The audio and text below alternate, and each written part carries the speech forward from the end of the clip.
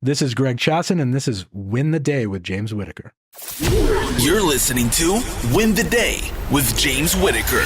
What we do in life echoes in eternity. Broadcasting from Los Angeles, California. Here's your host, James Whittaker. Let's go! Hey winners, welcome back to Win the Day. The quote for this episode comes from General George Patton and says, "A good plan executed now is better than a perfect plan next week." Dr. Greg Chasson is an esteemed psychologist who specializes in OCD and perfectionism, as well as autism and anxiety. As a board-certified cognitive behavioral therapist, Dr. Greg has helped treat clinically severe perfectionism for nearly 20 years. He has authored or co-authored more than 70 scientific publications and is editor of scientific journal The Behavior Therapist. Dr. Greg is an associate professor at the University of Chicago in psychiatry and behavioral neuroscience, where he's also the director of behavioral interventions of the Obsessive Compulsive and Related Disorders Clinic. Dr. Greg's professional journey led him through transformative years at Harvard Medical School and as owner and operator of specialized practices in Baltimore and Chicago. His new book, FLAWED: Why Perfectionism is a Challenge for Management, has just been released. In this episode, we're going to talk about how to upgrade the productivity and happiness of all those around you, how to identify the values that drive your behaviors, how to give your children the best chance of success, and why embracing your flaws could be the best thing that ever happened to you. Before we begin, the right bit of inspiration can completely change the trajectory of someone's life. So if there's a friend or loved one out there who needs to hear this episode or could use some help to win the day, share it with them right now. All right, let's win the day with Dr. Greg Chasson.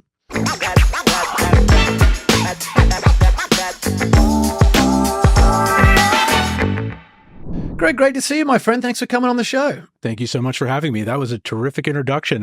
That person sounds amazing. I've never met him, but he sounds great. Give us a quick elevator pitch of what it is that you do in layman's terms. I help people that struggle with obsessive thoughts, things that pop in their head that they find distressing, alien to them. They know it's coming from them, but they find it very distressing.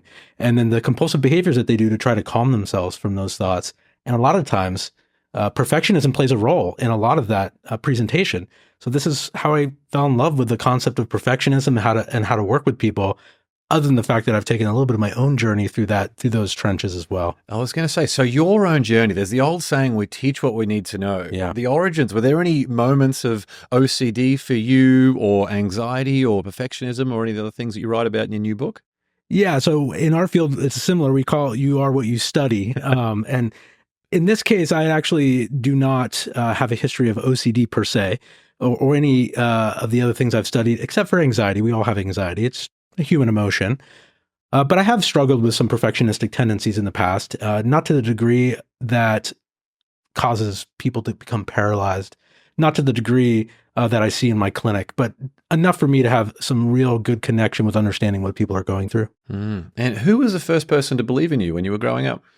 My parents never for one second hesitated to believe in me, and it was well known, and it was appreciated from the moment I came out of the womb. I didn't appreciate it at the time, but I never for one second doubted their support. And out of all the people that you have worked with throughout your career, is there a particular transformation that you're most proud of in terms of someone you've been able to help? That's a great question. I do think that there are many instances of severe OCD where I've helped people essentially get their life back. And it's hard to pinpoint an exact one because each one is so rich. There are instances where people can make it back to work. They've found the love of their life. They've learned how to navigate their relationship to their thoughts, especially when they're intrusive, and how to say no to their compulsions. And I see this day in and day out, and I often tell people that I'm here to support them, but they do a lot of the hard work, and I'm just a spectator sometimes, and it's really cool to watch. And you've authored and co-authored more than 70 scientific publications, which is very cool. Clearly, you know your stuff. Is there a particular realization or discovery that you've had throughout all of your work that surprised you the most, or that stands out the most? From a scientific standpoint, I would say the thing that's surprised me the most about research is how much the human is involved. We kind of like to go around as scientists and say that we're objective, or we push this objectivity message. But truth be told, science is a human, flawed enterprise, and it tells a story just like everything else. You know, everything has a thread, And I think science is no different. And when you read a science, you write a grant or you write a research article, there has to be an inherent story, and it has to fit a certain formula. And that formula changes from industry to industry, but it's no different in science. And that means that there's a human involved, and that means that there's going to be some flaws. And you've worked in clinic, you've worked very much on the research side, you've had these books, you've been owner-operator of a couple of specialized practices as well. Is there a particularly challenging day that stands out the most from all of that work you've done? Ooh, these are some really hard-hitting questions. Oh, we've got you in the hot seat. You got me in the hot seat. I mean, there are definitely times where I've lost patience before. I know you had a recent episode where you had talked about suicide with an old classmate, and I thought that was really well done, first of all. And second of all, I think it really spoke to your listeners, because this is something that happens all the time. And I see it as the practitioner, and it is, it's very difficult, even as a practitioner, to see someone go through that. In some sense, you feel even a little bit more responsible, like, oh, maybe there's something I could have done as their psychologist or their therapist. That's a little bit about what this book is this idea of how much control do we really have, right? Even as a therapist, to get someone, I mean, all they have to say is, I'm not going to do that, doc. And then they go and they do it. I mean, what could you have done? Right. Sure. So those moments are the days where I take a step back and recognize how little control sometimes we have. Yeah. Otherwise you destroy your own mindset in the process. Yeah, and then you can't help everyone in the whole world. That was a lesson. It took me a long time to learn. You can't help everyone, and if you try, all that happens is you end up just getting burnt out in the process. And you're spending all those resources for people who don't necessarily want to put in the effort on their end. We have a saying in our field: "Don't work harder than the patient." And the bottom line is that sometimes you catch yourself working a little too hard, and you need to take a step back. Don't work harder than the patient. I think that's so interesting. Yeah. How does it apply? That reminds me of what John Ashraf once told me, which I've shared on the show before, is it help the people who want the help, not the people who need the help, which is so, so powerful. How does what you said there translate to perhaps in the home or some relationships where the dynamic's a little bit different? I think it applies outside of the therapy setting. Absolutely. In fact, I think the therapy dynamic is really just a subset of human interaction that we all have outside of the therapy session. In fact, I think that's what's made therapy successful with my patients, is that I just see them as a human being in the room, rather than playing a therapist on TV, which is what I tell my trainees: just be yourself, and unless you're kind of a jerk, and then don't be yourself. But be yourself. Be your best self. Be your best self. But for most of us, it's just give it an honest, genuine, good faith effort, and be a human and connect with people, and they will respond because they feel the authenticity, they feel the human connection, they feel the empathy. And I think those are brilliant lessons to bring to your marriage, to your relationship with your kids, to your parents.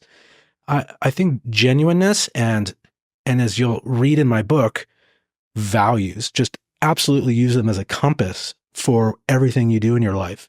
If you can figure out what those values are and use those as the guidepost, you'll do okay. If you're sitting down with someone and you want them to get clear on what their values are, what type of things would you take them through, or how would you help someone get clear on what their values are? That's an excellent question. Sometimes it is a bit of a murky discussion. It's a very difficult question for a lot of people because they've never really sat down to think about it, but they act it, which is where I usually start. I'm a behaviorist through and through at my core. If you want to talk to me about Skinner and Pavlov, we can do that for an hour and I wouldn't even blink. The bottom line is, if you look at the behavior, the end, like what did they do, work backwards, you probably can get a sense of what their values are. When you put somebody in a situation where they have to choose or a forced choice, their values will become apparent, and we'll just corner those moments and say, okay, what happened here? What was on your mind? What do you remember? What led you down that path? And then sometimes it is just a bit of a Hail Mary or hypothesis test where you say, this seems like it could be your value. And then you just sort of track it over time. And maybe in doing so, you're sort of, it's a bit of a self-fulfilling prophecy, right? This sounds like your value. And they're like, maybe it is my value. And then they start acting and they're like, okay. So there might be a little bit of influence that's involved there, but I like to think it's more of just discovery. But it can be difficult. And then when you get people who are depressed, there's this part of depression called anhedonia. It's a lack of pleasure. And it's often things that that it's often the thing that's missed a lot in depression. People don't realize, but you can be depressed and not be sad at all. You can actually just have a ton of anhedonia, where you walk around and you find pleasure in nothing, which sounds awful, is awful. And when they're experiencing this anhedonia, it's very difficult to figure out what their values are, because nothing sounds fun, nothing sounds good, nothing sounds valuable. And so I find that to be the most difficult conversation. How do you measure that? Is that something that can come up in a test, or is it certain questions? How do you measure that? There are a lot of scales for that. There are just clinical interview questions, which are pretty straightforward. And then there are absolutely, there are scales that you can use, self-report inventories, things that have some good psychometric properties that they've been shown to be pretty valid and reliable and pretty easy to administer. I would suggest, being careful reading too much into those if you don't have somebody that knows a little bit about this type of stuff. But you could probably find some online pretty easily. For someone who has manufactured a very difficult set of circumstances for themselves, perhaps through some destructive behaviors that they've engaged in, how do you balance the positivity and empathy for that person that you're sitting down with the very brutal reality of the circumstances that they've created? It requires practice. And again, though, I find it to be pretty straightforward if you abide by what I was talking about earlier. Be authentic, be yourself, give it a good faith effort. You could usually find the good or the good intention in everything that someone has done. I've worked with people who are in federal prisons. I've worked with people who are accomplices to murder. I've worked with people on the surface, you think, how could you find empathy in this? And surprisingly, you can.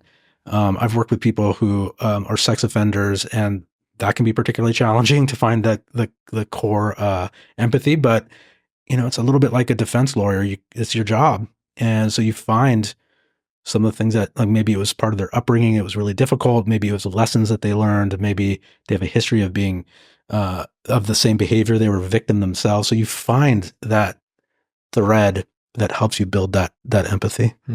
Which I guess can prevent those behaviors from being passed down to, future generations. The transmission of these types of behaviors across generations is pretty profound. We had Dr. Ellen Langer on the show, Harvard psychologist, and she was talking about that idea of behavior makes sense from the actor's perspective in like almost every case. And I thought that was such an interesting way of thinking about it. Seems like it ties in a little bit to what you mentioned there. Absolutely. Yeah, I think so. I mean, look at behavior as a signal. I don't think you'll ever go wrong. Yeah, getting to the root of what made sense to them at the time. Right. For someone who is engaging in a behavior that's not serving them, what is the fastest and most effective way to make change? The first thing you got to do is create insight. If they have no insight, if the individual isn't self-aware of what's going on, then it's something that you need to really focus on, because they're not going to be able to do much if they don't know that there's something wrong in the first place. And then you need to make sure that they have a conceptualization of how it's playing out. And if you can do that with, again, a collaborative process where there's this authentic self in there, where you're building a model of what they're going through with them in a way that's palatable and understandable, they might start to have their light bulbs go off. And when they can be a part of that process, they tend to own it a little bit more. And I find that that's the most powerful way to move people forward. And then give them some hope. And you provide them with the tools that they need. And a lot of the tools that I provide can be counterintuitive. So I think that helps with the sales pitch too, because they think, oh yeah, I've never done that before. And that sounds a little bit crazy, doc. And I'll say, yeah, I get that a lot, but let's try it and see how it goes. And then I just use the evidence from their performance to say, look, you don't even need faith anymore. Look, it's working. And you mentioned before that you don't want to be working harder than the patient. Right. So by engaging in what you just mentioned there, that's when you can connect them with a brighter future and their own power. And that's when they can start feeling more comfortable about working harder toward it. Right. Yeah. And then you can give them more energy back as a result. I can't tell you how many times people come in and just want me to just fix them. I think you had Dr. Golston on here and he said, like, where's the wand? Just wave it or something to that effect. And boy, did that resonate with me, because I have people walk through the door and they just like, fix me, doc, and they just have this passive role. And that's the first thing I have to address. I mean, it's called a therapy interfering behavior. Like, you can't work with someone that's just like, passive, fix me. And then but the harder is when it's 1 degree next, where you have a parent come in and they drop their kid off and there's like, fix my kid. And you're just like, yeah, You fix your kid, buddy. Yeah, exactly. Or a marriage therapist, fix my wife or fix my husband. It's like, Oh, well, right. let's talk about your involvement in this at the same time. That's really funny because I've done a lot of things clinically wise, but that's the one area that I don't go anywhere near is the marriage, because to me that's just a recipe. I once did some work in child custody evaluations, and I got a whiff of that for about 6 months, and I said, not for me. Yeah, brings out the worst in everyone. Right? Just brutal. So brutal. Like throwing their kids under the bus, parental alienation syndrome. I mean, of course, I was seeing some of the worst because it was a low-fee clinic, but I can't imagine a lot of these scenarios are particularly warm and fuzzy, especially for the kiddo. Yeah, for sure. Your new book is amazing. It's called Flawed. What's the problem that you wanted to solve with your new book, and who do you want someone to be once they're finished reading it? Thank you. The problem I wanted to solve really is about how productivity and a strong team dynamic gets undermined by perfectionistic tendencies, and that there are actually things that leaders and managers can do to cultivate an environment where perfectionism is not an obstacle. And it's an environment where you could actually leverage some of the strengths that coincide with perfectionism and mitigate some of the damage that comes with it as well.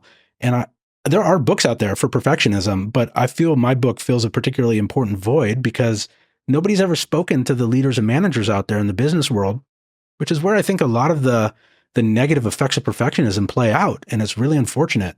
And so I wanted to offer some tools, and the tools are bottom up and top down. The top down is for creating a culture that's anti-perfectionistic without really sacrificing quality, which I think is important. And then the bottom up, if you've got an employee or somebody that you work with that is struggling with perfectionism, how can you go about helping them? Are people born perfectionists, or is it something they develop through parental expectations or a workplace environment they're in that might be particularly ambitious? Right. The baby pops out. It's like, Doc, that wasn't the best delivery. You could have done a better job. No, I think it's a mixture. I mean, it's the cop-out answer, but it really is the truth. It's a mixture of biology and nature and nurture. If you ever get stuck on the nature versus nurture question, you're definitely thinking in a very perfectionistic way. It's very all or none. The world doesn't work that way. It's much messier.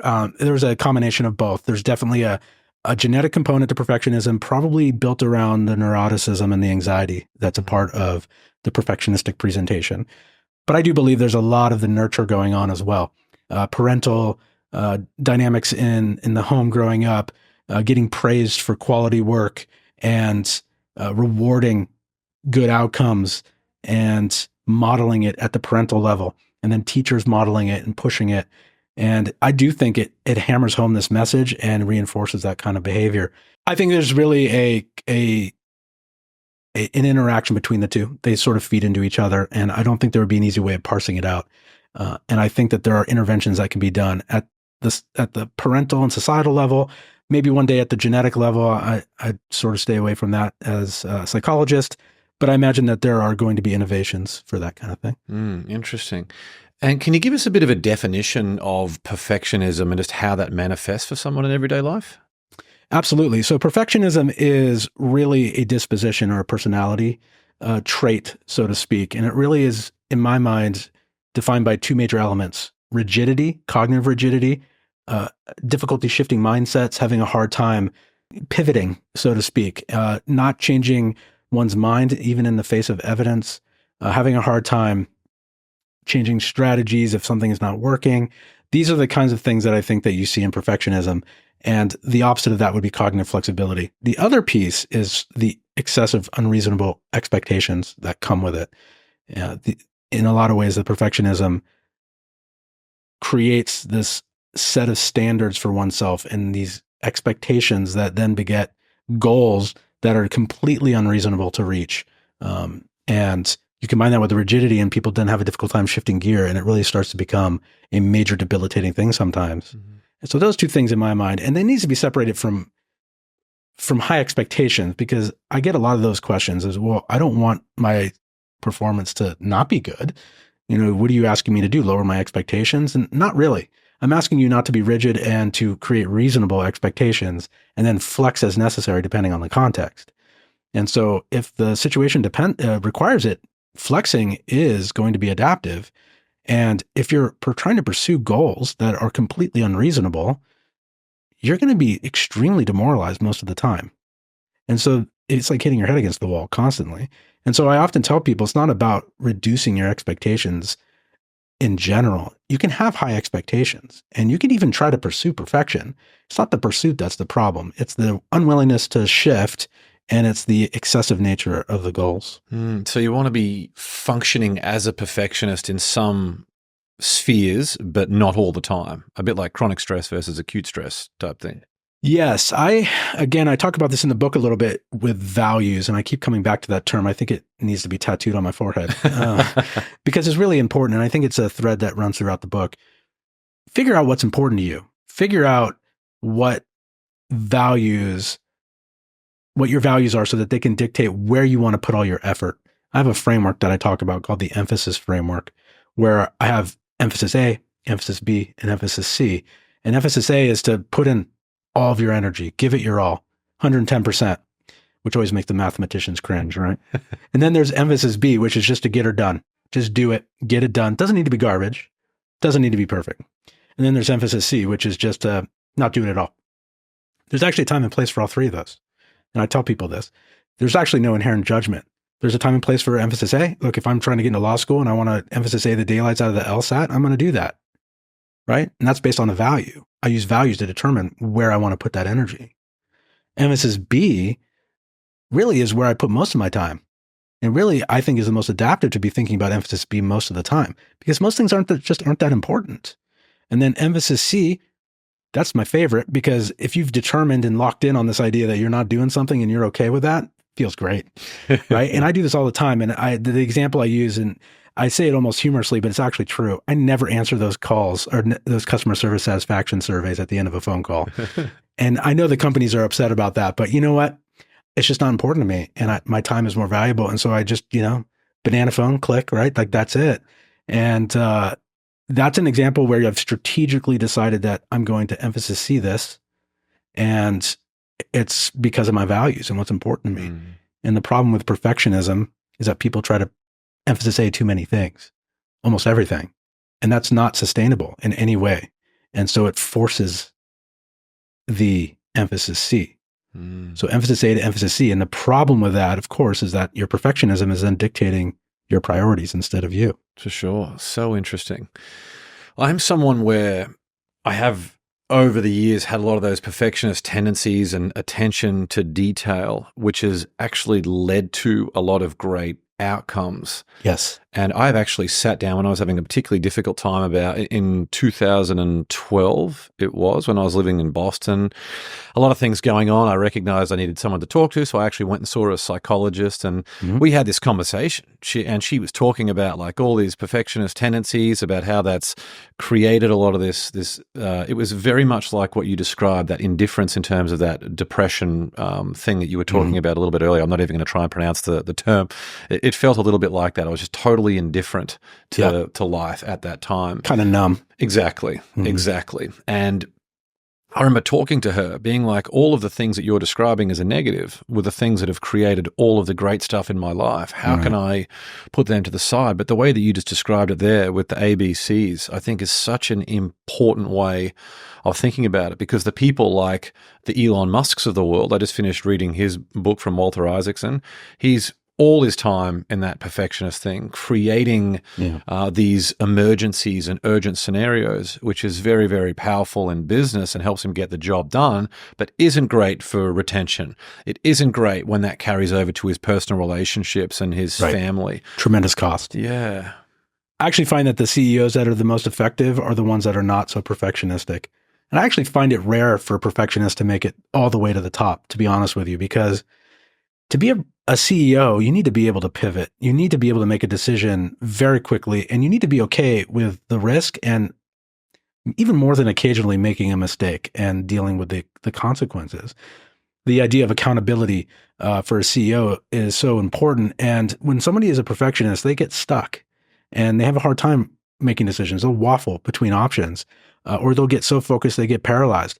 I don't know that is always a recipe for a CEO. I tend to see perfectionists hit a ceiling in their rise, and it can get to the C-suite I never really see a whole lot of it getting to the CEO. I do see it, but I actually find that is often, if it does happen, when they come to me, because being a CEO requires a lot of flexibility.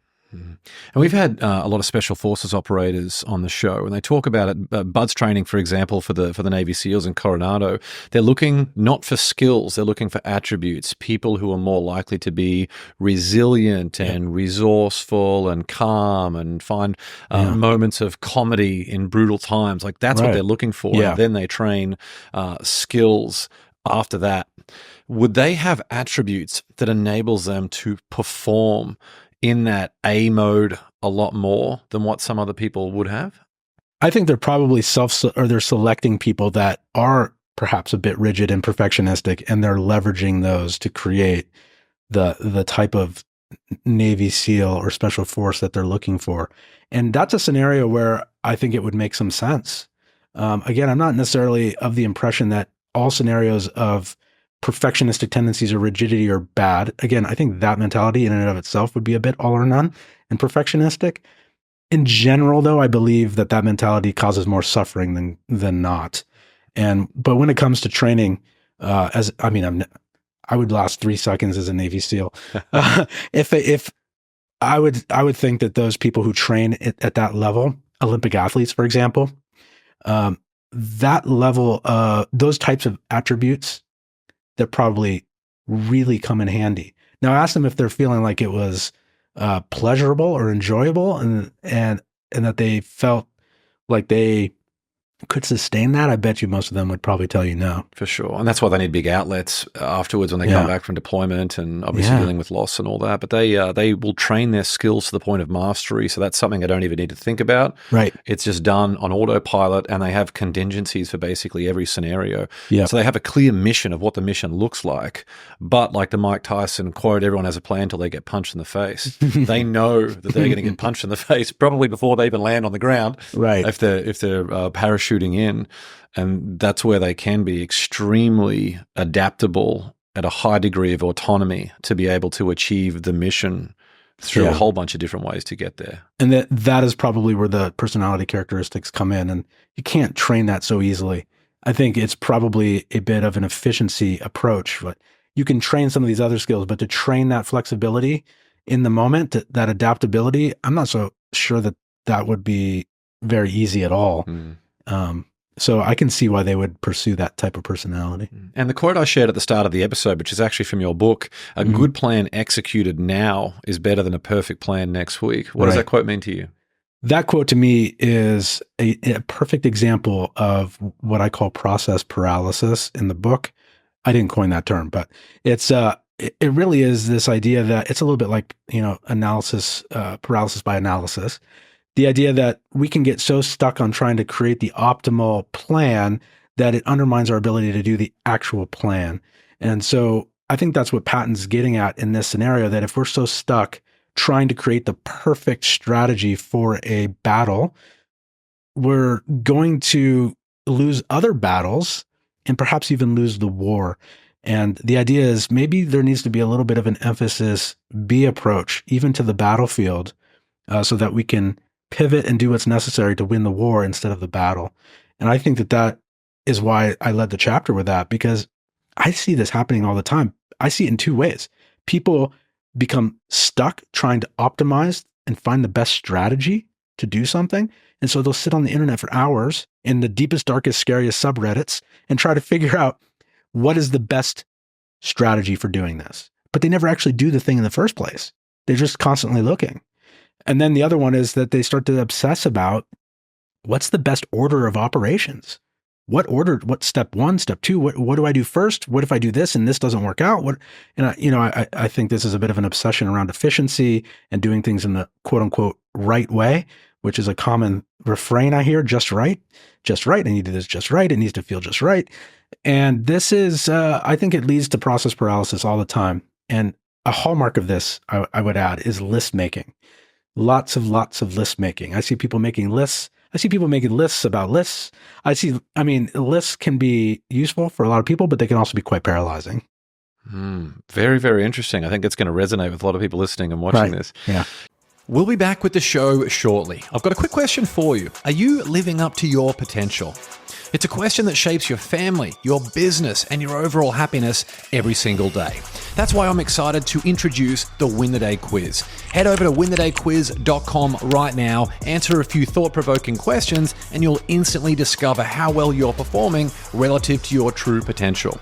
And here's the exciting part for our Win the Day family. As a fan of the show, you'll receive a personalized and absolutely free action plan to help you win the day every day.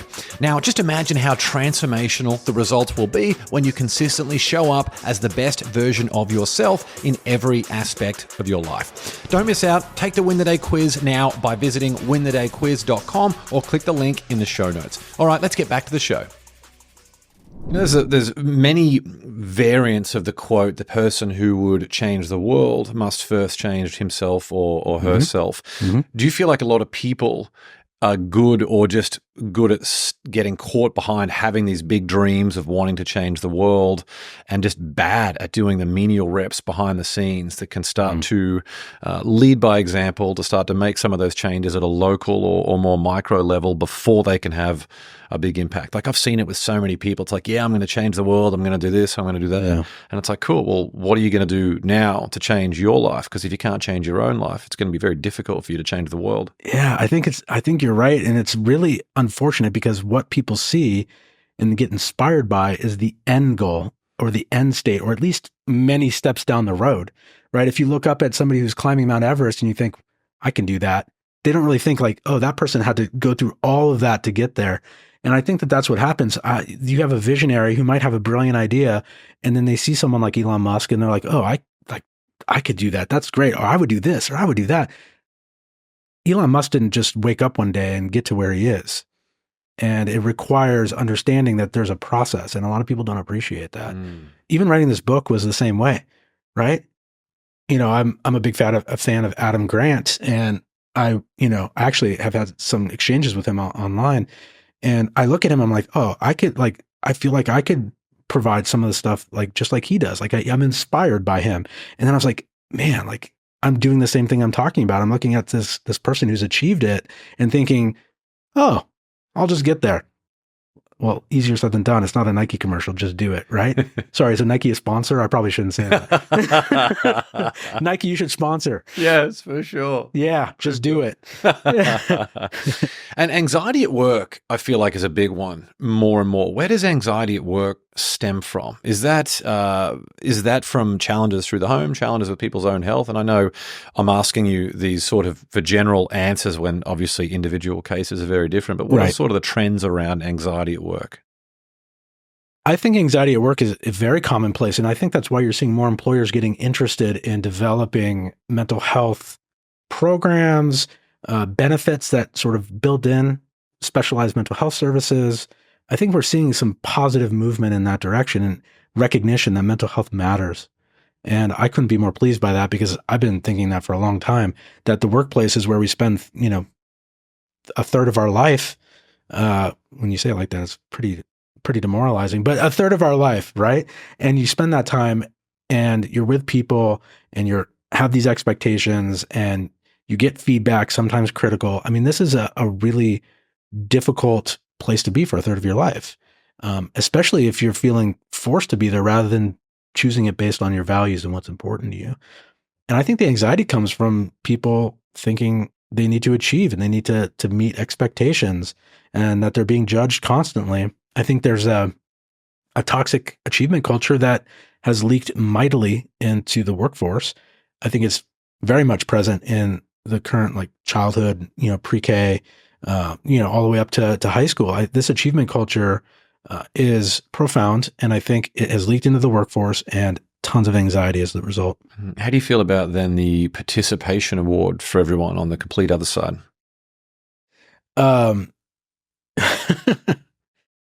I see the value in praising effort. Do I think that it has side effects? Absolutely. The professional side of me says, all right, let's boost some people's feelings of worth and mattering.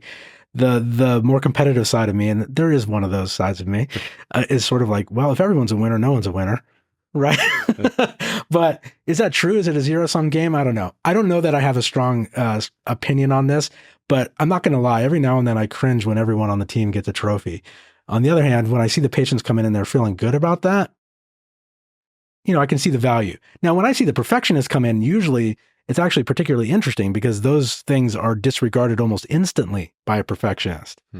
The trophy to them is either meaningless or they didn't deserve it or everyone got one, so it doesn't matter.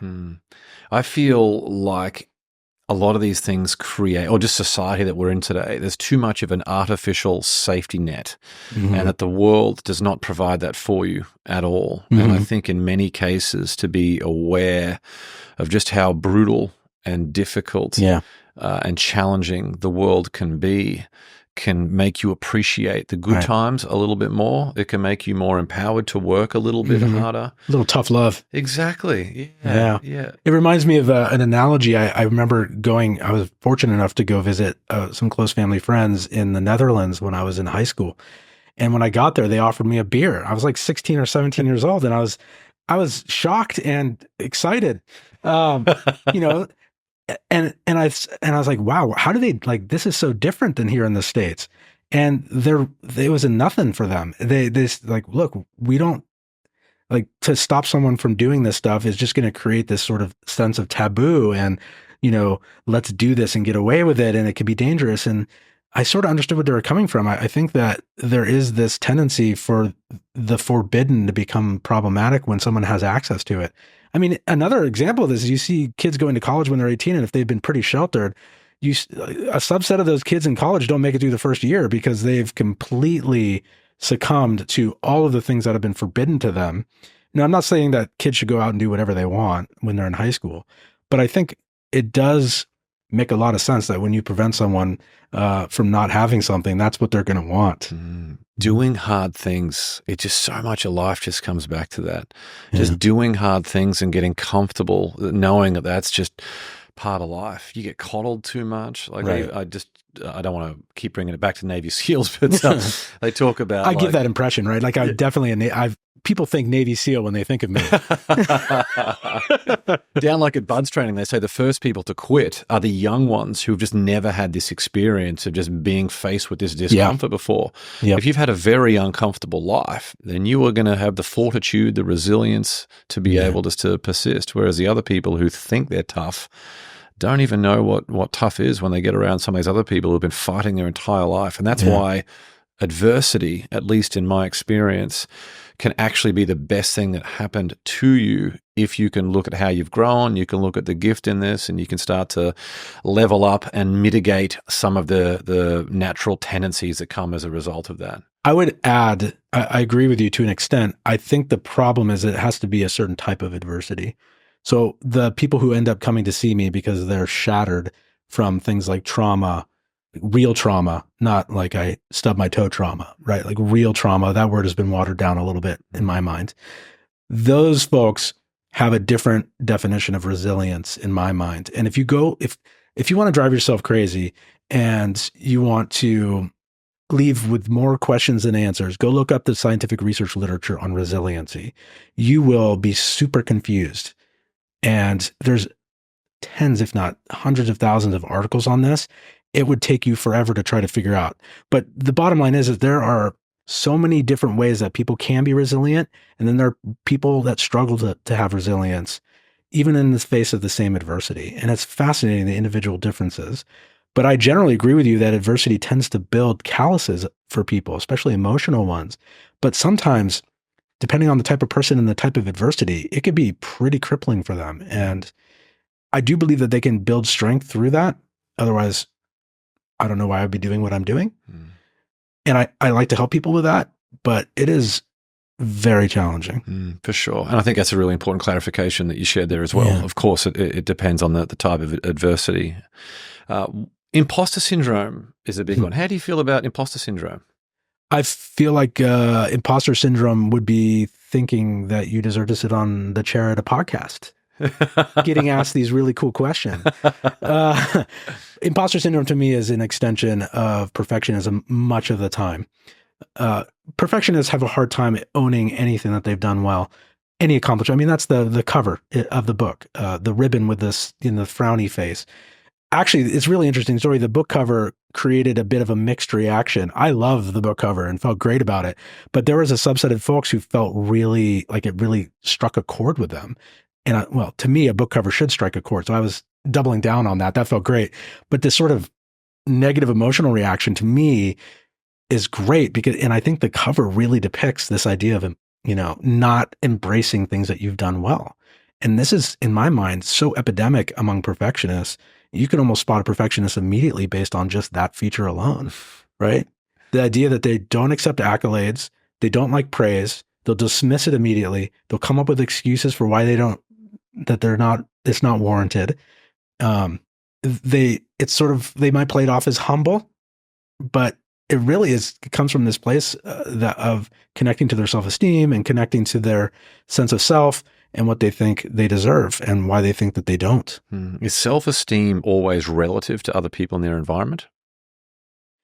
For a perfectionist, I think sometimes the self-esteem is relative to some outlandish and rigid universal standard that they think exists, right? They think that they, quote unquote, should be a certain way or should be a type of person.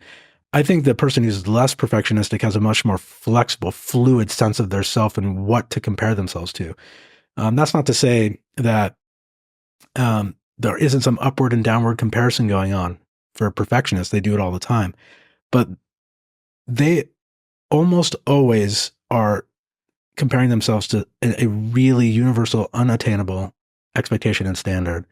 And that self-esteem is going to tank if that's the case, because nobody can live up to that because it's nobody's expectations but their own. Nobody is telling them that that's what's needed or required. It's built inside of their own mindset of what they think needs to happen. And unfortunately, they've built this expectation that is unattainable. How does someone handle a kid who's a perfectionist? Like, to give you an example, my daughter just turned 5. For the last year when she does drawings, if we try and talk to her about something else that we need to do or compliment her on that, she'll be like, no, it needs to be perfect, and get quite upset. And it's tough as a parent when you see things like that happening. So how does someone help their kids who are exhibiting these perfectionist tendencies? It's a great question, and I get it all the time. In fact, I deal with this in my own household as well, which is funny. My kid wants to read my book, and I was like, yeah, you probably should. I use the same principles, honestly. I'm not supposed to therapize my kid, but it's hard not to provide some of the principles in the book. And I think he's starting to use some of the language, which I find adorable and awesome. And I think the principles can be helpful for loosening their thinking, for understanding what's important to them and values, for understanding about the process versus outcome, for understanding how projecting your perfectionistic expectations on other people can be very toxic and can cost you a lot of social capital. I like those lessons, and I think those lessons apply to kids, adults, teachers, Navy SEALs, podcasters, like you name it. And I would encourage people to tackle it head on. And I think most importantly, model anti-perfectionism yourself, which is difficult. Like, how can you expect your child to do something if you're modeling the opposite? It's very difficult. We often talk about that idea of comparison as the thief of joy. And if you're comparing yourself to someone who is perfect or never admitting to imperfections, you can see how that's going to create a lot of mental health challenges for the next generation coming through. Absolutely. I've never met anyone perfect. I'm still waiting. And I don't imagine I ever will. Now, what you're seeing, the perfection is just carefully curated, right? Social media has a very easy way of doing that. But I think that there's a general sense that we all understand that. And then every once in a while, realize that that's not true. People do see this and they do compare themselves and they think, I want that. They forget that what they're seeing is being projected on purpose in a way that is impression management. Even if it's just some silly post on Insta, right? Like, it's a very purposeful post with airbrushing and fun quotes. And they didn't post a picture where they felt like they didn't look so great, or the one where they just, got out of the shower and there was a surprise picture taken of them. Or they didn't post about the time that they failed their test. I mean, people do that sometimes just for fun, but in general, it's carefully curated. And I think that reinforces this upward and downward comparison and really can be very difficult for people. Yeah, heavily edited to go more on the perfectionist side. Right. Yeah. Parents need to help their kids understand the link between effort and progress in attaining a result, like that achievement, the correlation between hard work and success. Mm-hmm. How should a parent manage that relationship, given the things you've spoken about there with perfectionism and how dangerous that can be?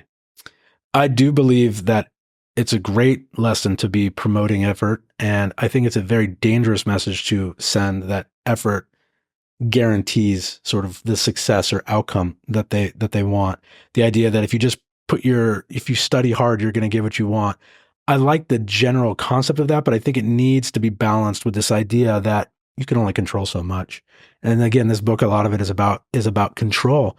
And I feel that anxiety really is at its core, this misperception of control, the idea that people think they believe that they can control more than they really can. It's a bit of an illusion, which is funny because I think depression's the opposite. Depression is, in my mind, this idea that you can't control things that you probably can. You can probably get out of bed. It's just really hard, right? But the idea that you can control things that aren't controllable, that just brings in so much anxiety, right? This is where you get magical things. Like if I just tap this wood 3 times, this outcome will happen. That kind of magical thinking is the perfect example of this over control and this idea that someone has control over things that they just can't. And I think perfectionism at it is really an example of people trying to control way too much. And the strategies in general, often, most of them require someone to give up some of that control. And so I often tell people the best use of control sometimes is to give up that control. Would your approach change if you're working with a kid who's high on the autism spectrum? Yeah. So autism is interesting, right? Because perfectionism is correlated with autism traits. And it does shift a little bit in a way that, and there's also a lot of rigidity that comes with people on the spectrum as well. Yes, the principles don't change. The approach might change a little bit in terms of how it's communicated, how it's packaged, and how you approach it.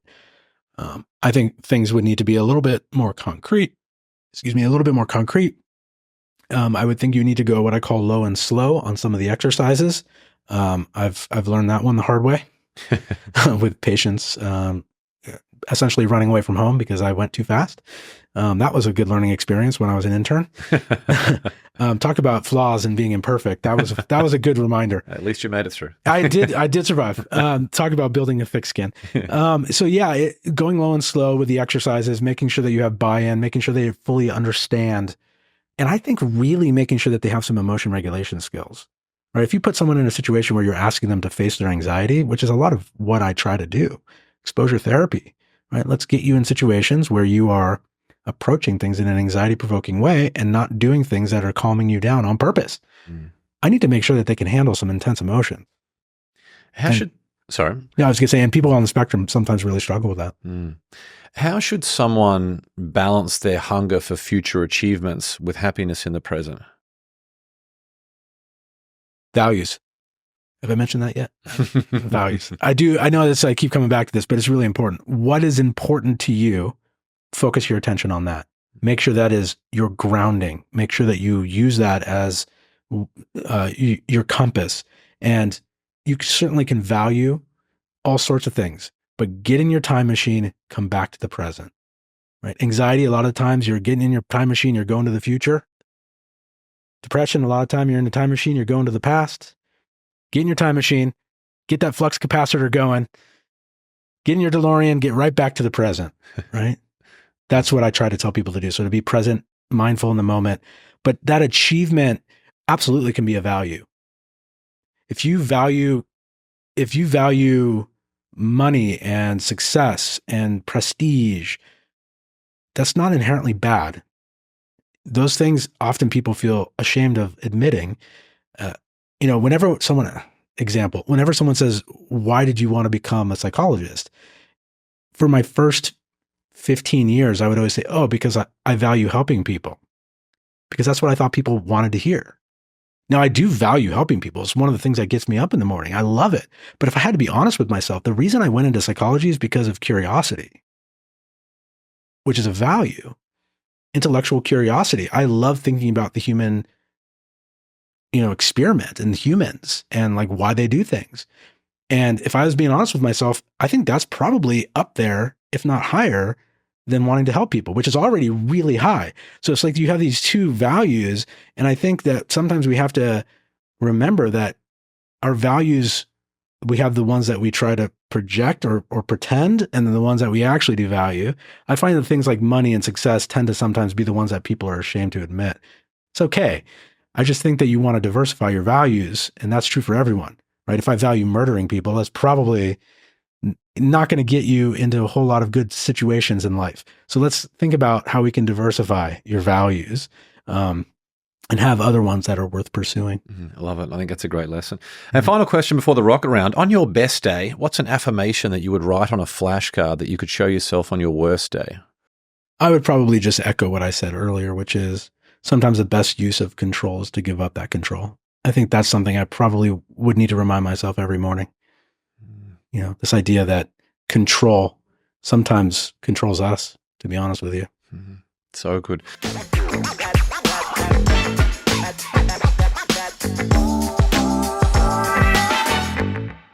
Let's now move into the Win the Day rocket round. 10 questions for some quick answers. You up for this one?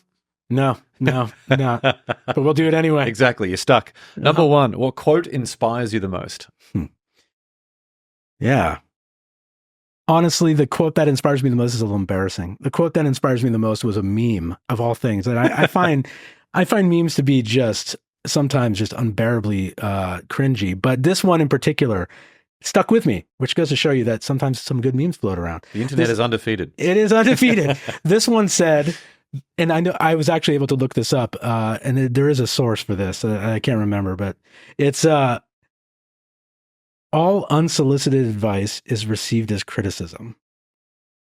And that one just really hit home because whenever I tell people that, about half the room says, "Oh yeah, that's really validating. Sure, absolutely." And the other half is like, "No, what do you mean? I was just trying to tell people, like, who else is going to tell them? Like, I'm trying to be helpful." And so it's so fascinating to watch people's reaction to that. Yeah, it reminds me of something Dr. Michael Gervais shared on the show when he spoke about this idea of taking it as information, not an attack. Right. He was talking about that in the context of marriage from memory. Yeah. Too many of us take it as an attack when it might have just been information, just communicated in a way with heightened emotions, perhaps because of some other things going on behind the scenes. And if you interpret that as an attack rather than information, then it can inflame tensions a lot more than what was initially intended. That's really good. I should write that down. You hear that, honey? Do you hear it? Number two, morning coffee or evening wine? Coffee for sure. I think I'm actually, what you're seeing here is coffee. If I didn't have coffee, this would be the worst interview you've ever had in your life. I would be pretty miserable. So coffee for sure. I think coffee is a necessity. Wine would be a fun privilege. For sure. Number three, what's one bit of advice you would give your 18-year-old self?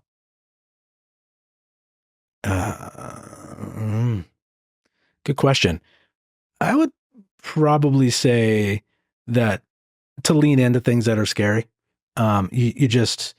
I think as a kid, I was way too likely to go into avoidance mode. And I think that is what I've worked really hard to try to stop doing so much.